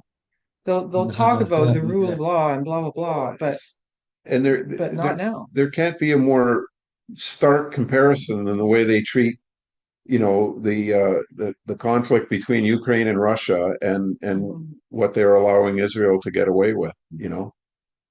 Um, so yeah, just the complete hypocrisy, and obviously, that's another lie that's been, this idea that the world operated by certain rules and that maybe we could count on, and it keeps populations safe. Well, obviously, um, and it was even being said before October 7th about how many African leaders and enemies of the West were quick to be brought to the International Court of Justice, but very few. George Bush has never showed his face there. Even Clinton with bombing in Serbia, Dick Cheney.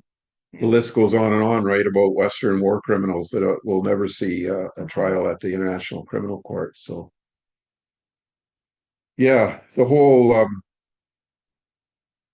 the world system is truly being upended, and I think people like us were trying to grab onto the part where if there's going to be change, it should be change for working class people and um, the salt of the earth, let's say, from peasants to factory workers, finally get their day where the planet belongs to us.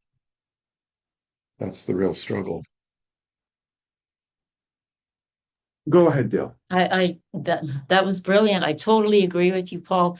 I think we're coming to a point where we realize that it's us against them, meaning the people of the world against all the government institutions. And yes, collectivism I think is the way to go, as long as it's not labeled again as with all the propaganda that comes with these labels like communist or socialist. But when people try to gather and build forces, that's what comes is this propaganda again. And Mireille talked about the uprisings in El Salvador, Cuba, Nicaragua. These were people fighting back against these dictatorships every single time. And so it's dictatorships that I see it with the Israeli project. the Israeli project is a psychopathic, sadistic group of Yes. people initiated by Britain, funded by the US, and through that controlling all the governments in the world to fall down in front of this. So we're left with the people against government. So we have to Yes. totally reframe how we think about organizing. We can't look to government, in my estimation. I really, I read a little bit of everything. My favorite magazine is the Monthly Review, socialist, Marxist, and I waver between, the need for a state or some kind of structure that kind of overall make sure that goods are distributed, social goods and so on. And then I look to the revolution in Rojava and social ecology and democratic confederalism, which is, relying on organizing from the bottom up, and maybe leave it to people brighter than me over the next decades to figure out how to make it work in the bigger picture, because Canada certainly isn't Rojava. And but the idea that people can self-organize, around commitment to human rights for all, and not being allowed to be split apart according to religion or ethnicity and so on and so forth. It's an area under threat because of Turkey and now the restructuring of the Syrian state. But this idea of an autonomous movement that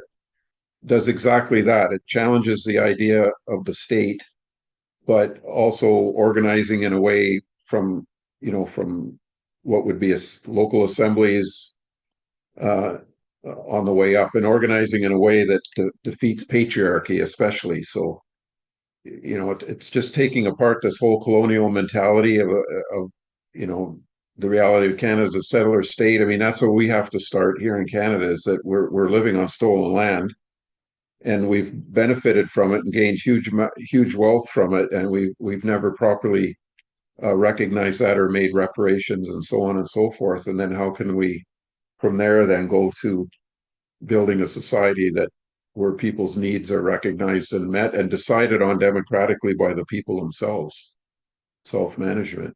So I think that's where I see hope, but I don't know. We just have to organize where we're at, like you guys are doing, and like we're trying to do in other places, in other cities all around the world. People are trying to, do just that. And there's a growing recognition that state power, unchecked, it just leads to fascism. That's what happens.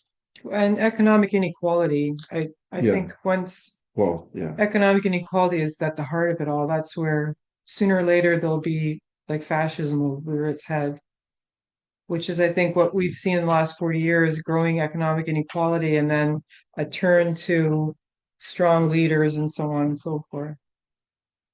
Supposedly strong. Well, you know what I mean. But I think you're right that, like, for example, here in Ontario, we're seeing a corrupt government, like openly corrupt. I don't even think he tries to hide it, or he's not even embarrassed by it anyway. The selling off of all these assets that belong to the people of Ontario, selling them off to his buddies. It just suggests to me that we have work to do here in Ontario to reclaim what belongs to us. But I think you're right. How we have to get more creative, I think, in how we do that, how we reach out to people.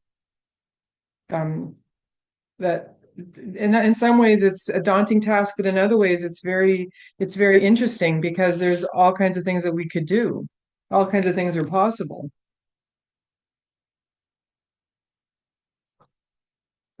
Spider? Yeah. Hi, this is Spider again. They're now planning on doing to Samaria what they've been doing to Gaza. And it strikes me that we know this is coming, and this is the next great challenge for how to speak out and how to do something that's meaningful. And Jordan has been another country that's been a total jerk during all of this kind of stuff. Yeah. But as we hear that the people of Egypt are quite moved when they discovered that there was this attempt by people outside of the Middle East itself to try to make a change. If we were to start pressing in with the people of Jordan now to start making connections and things, is knowing that the government of Jordan has kept Palestinian people trapped, never refusing to make the Palestinian people citizens, keeping the largest refugee camp in history going. There was 300,000 people there. Now there's over 3 million. They've, allowing the US and Israel to use their space for launching bombs and aircraft and things like this. Mm. So we know, again, the government there is not going to bend on this. They've obviously been, the king's been bought out. But that the people, might be able to be with us, so that there will be already some form of structure and availability for aid when the people do arrive for this next level sort of thing, that there's more preparation on the ground for us by local people who may have the ability to facilitate a far more able action.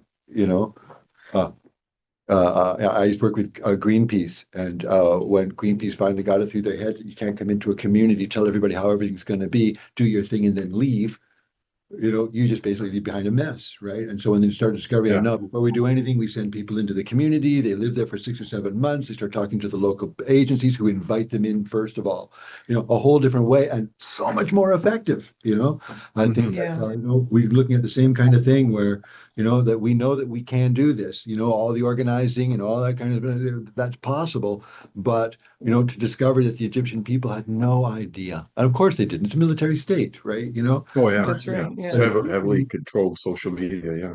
Yeah. So if we can move underneath that, in Jordan and in Egypt, and start talking with people more directly in subtle, discreet ways, we might be able to facilitate the next wave of this far, far more effectively if we've got the neighbors of the Palestinians on side, a little bit more, And so for me, that becomes like the next step too, is we know what's going to happen in Samaria. We know that this is what they want to do. West Bank. Yeah, they want to call it Samaria. They're trying to get words. It's its original name. They're trying to get words from 4,000 years ago. Yeah, but they are the people. That's what they are, the Samaritans. Yeah. It's like, why would their name taken away? It's like same thing with it's like, well, Rome started the Palestine thing. but I know, but say the first level of genocide is to remove people's names and remove their history. Oh yeah. And that's what's happened to Samaria. They're not the West Bank; they are the Samaritans. They are. They're the only Aboriginal, indigenous people that are there left. Yeah, and they have the books to prove it. That's what the Zionists call it, Judeans, Samaria. Yeah, well, get rid of the Judean part, and that's what they were called historically, is the Samaria. Anyway. We know that that's where the next actions are going to be, and that we have not been able to do anything. Call it Greater Israel. I know, and they also want part of Syria for that. Yeah. So but I'm saying that locally, what the next steps that we can do as Canadians, as North Americans, to prepare for this, so that we're not just reacting, that we can create maybe something that's more direct action, so that when we do start having to approach borders, we have a little bit more facility, again. So I'm gonna let you respond to that, and then I have one more question, and then we're gonna wrap up.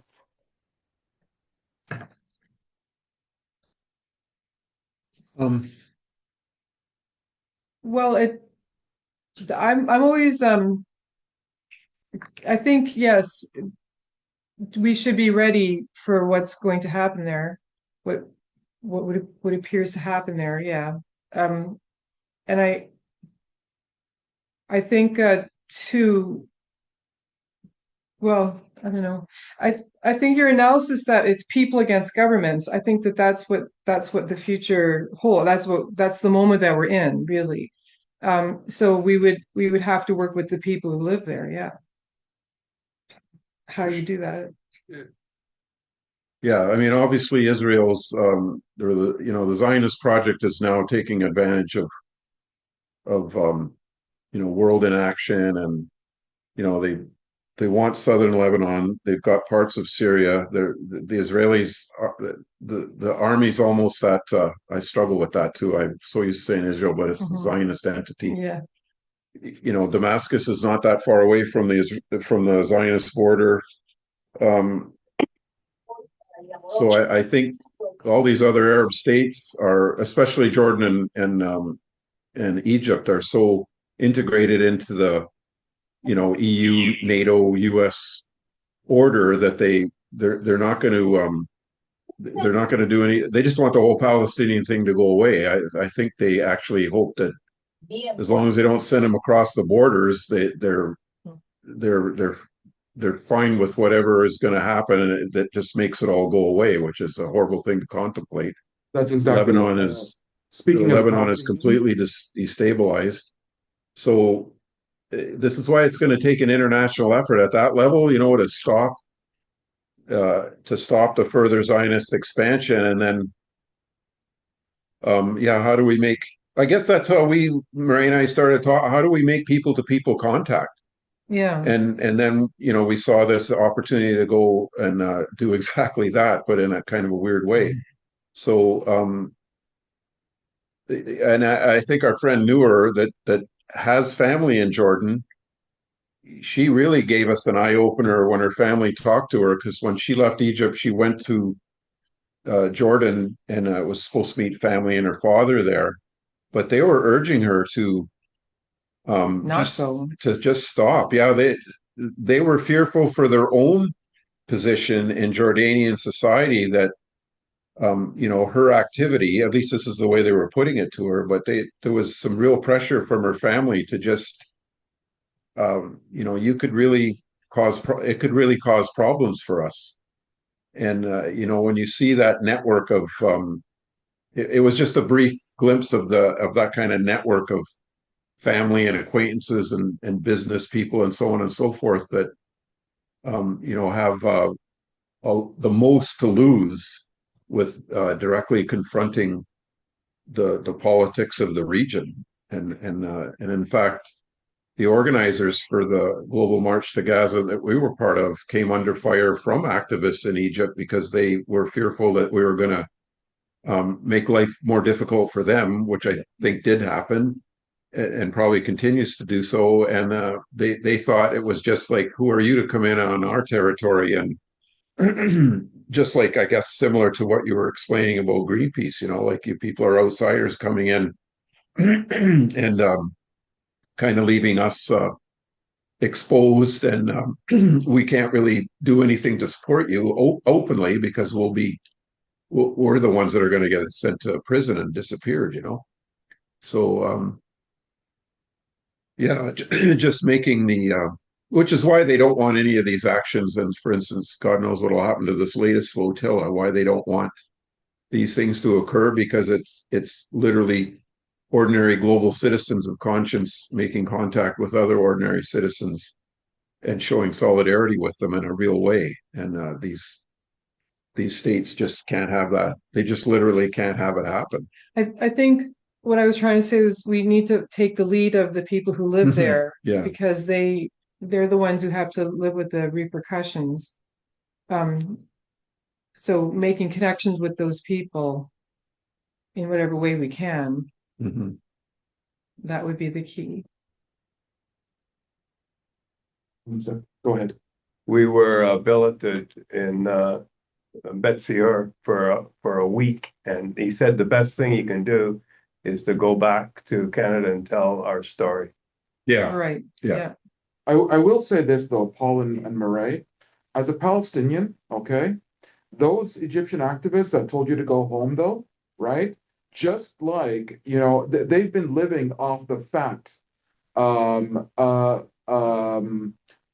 like they've been living off the suffering of Palestinians, because Egypt, right, receives, let's just call it what it is.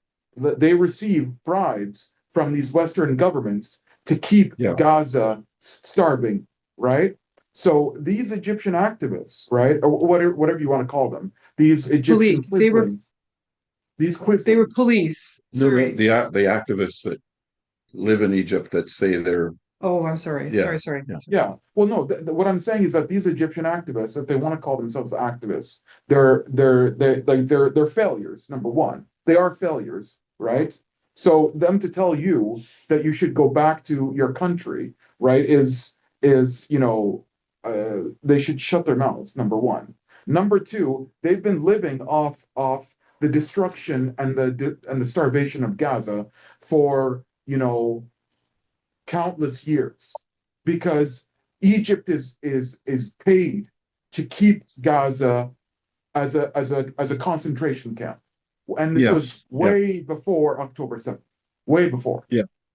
Right? And this was things we heard, through the grapevine, so to speak, and it was being conveyed to the leaders of the contingents. So that's the kind of politics. Obviously, I'm not.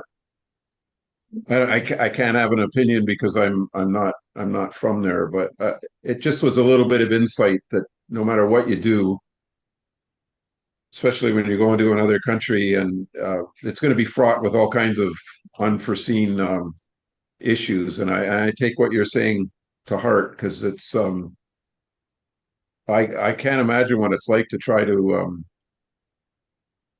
be to speak out in an environment in a place like Egypt, where you put up such a risk. There's so much at stake for yourself, not only yourself but your family, and so on and so forth. So I don't think that would have stopped us from. I don't think we heard all that until we were on our way, or we were there or something. But I don't think that would have stopped us from joining, for an ethical reason. But it's just part of that.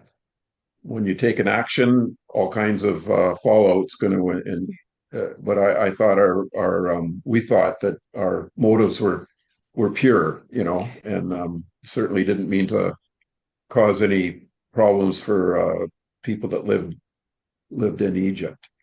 I felt that I was protected to some extent by my Canadian passport and the way I look and so on. And it felt to some degree that I was using my privilege to make change, to challenge the existing order. That's how it felt at the time that I was doing this. But at the same time, I don't know what it would be like to organize in a complete police state. I fear we're heading in that direction here, but For sure. I can't really pass judgment on other people, what they have to say. Although I do pass judgment on the Egyptian government. I think they have a lot to account for, or they will. So I'm gonna end this. Well, I'm gonna show that video that I showed you before we started the event. So just so our viewers can see, right, that what you've done with the Global March to Gaza, right, and how you were treated, right, was no different, right, than what happened in 2009 with the Viva Palestina convoy that was bringing humanitarian aid to Gaza. So let me cue that up just a moment.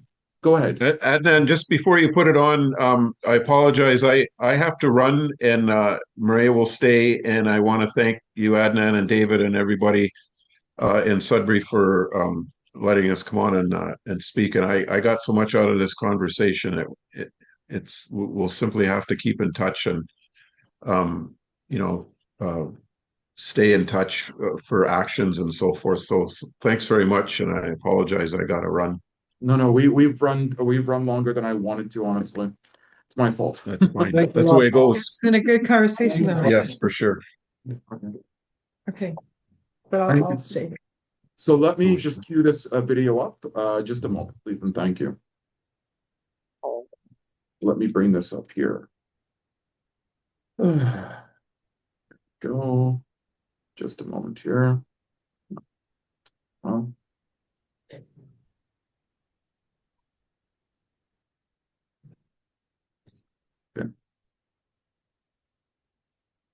One moment, please.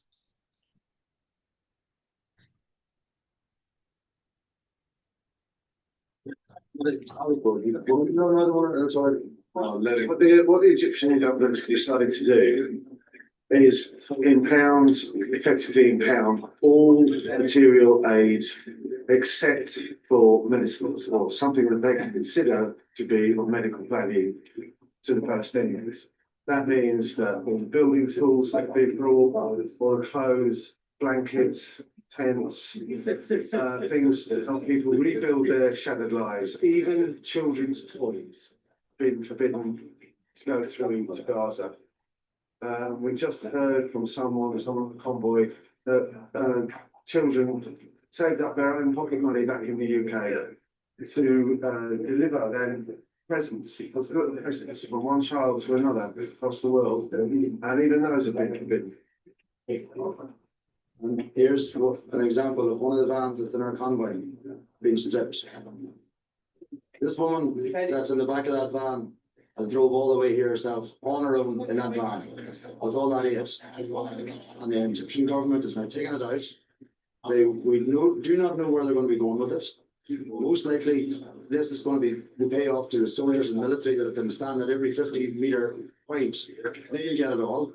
So if anybody has their clothes marked, you're going to see Egyptians wearing them very, very, very soon. This is the most horrible sight I've ever seen in my life. That a humanitarian aid convoy filled with the utmost heart and hope for people of Gaza with human aid has now been denied. And the people that have donated all this stuff, you have been robbed. And this is the government that have done it, the Egyptian government. But I just say to this that people in the UK have been coming to these countries for holidays for years, very comfortably. I brought my son on a holiday to Tunisia 15, 20 years ago. I think one of the things that we've got to get across to the British people is that they don't spend a penny in these countries, and particularly in Egypt. Yeah, the pyramids are there. Boycott Egypt, boycott the pyramids. And the pyramids are there. Boycott the pyramids. Says a good slogan. Nothing that the British people can do will be too much to stop this from happening again. This is a crime against humanity. This should be done for some form of human rights violation crime, what they are doing right now. And I guarantee you there's not one of them there with the balls on them to come and talk to us and explain to us why they're doing it. Under a beautiful moonlit night, this is what the people have got to do in this convoy. And this is what is happening. This is disgraceful. Excuse me, are you in charge here, yeah? I'm from Ireland, and I have brought humanitarian aid from Ireland. And I wanted you to tell the people of Ireland why you will not let the homeless people of Gaza have that aid. So can you please explain to the people in Ireland why the Egyptian government are taking the blankets and clothes out of my vehicle? You do speak English. We have heard you speak in English all night. We know you speak English. Speak a little bit. So I'll speak slowly. Tell Ireland, Irlanda. You know the country, Irlanda? You never heard of Ireland, Irlanda? Right. You can speak English. Please give a bit of dignity for us. Where's the translator? Anybody got a translator here, please? Right. Translator, please. Listen, we don't want to I know, don't I want the people in Ireland to know that this is what the Egyptian government are doing. Good old Ireland. So, yeah.